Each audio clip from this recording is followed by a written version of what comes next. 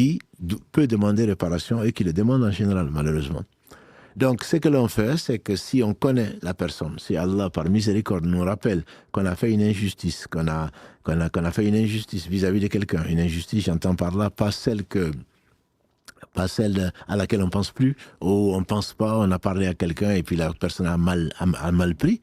Si Allah nous inspire et qu'on a un doute quelqu'un ou qu'on a entendu que la personne s'est plaint ou quoi que ce soit, il faut lui demander pardon. Ça peut être notre enfant, ça peut être notre employé, ça peut être qui que ce soit, même si ce n'est pas, l'intention ne suffit pas. Souvent, on est là, non, je voulais bien faire, il a mal pris. S'il a mal pris, c'est qu'il y a un problème. Le prophète sallam a dit que l'honneur d'un croyant, la sacralité plutôt d'un croyant, est plus grande chez Allah plus que la Kaaba. Plus que la Kaaba. Donc, il faut faire très attention de ne blesser personne si c'est possible. Un croyant en particulier. Ensuite, si effectivement on a volé, on a triché, ce sont des choses qui sont évidentes, qu'on feint d'oublier peut-être, il faut les réparer.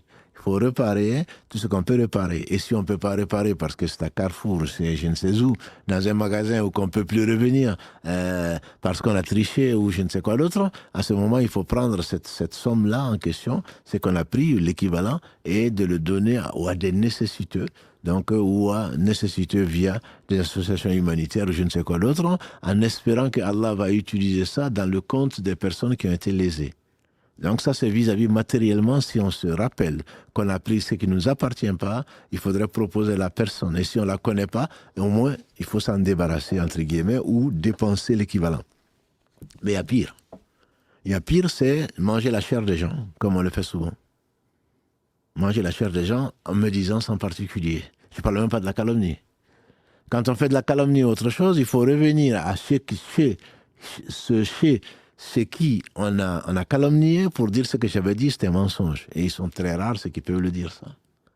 Et si on a médit, on a mangé la chair de son frère ou de sa sœur, fût-elle être son épouse, fût-il être son époux, fût-il être son enfant, si on le sait, la médisance est un très grave péché, comme tu le sais. Le prophète sallallahu alayhi wa sallam a dit, c'est parler, dire du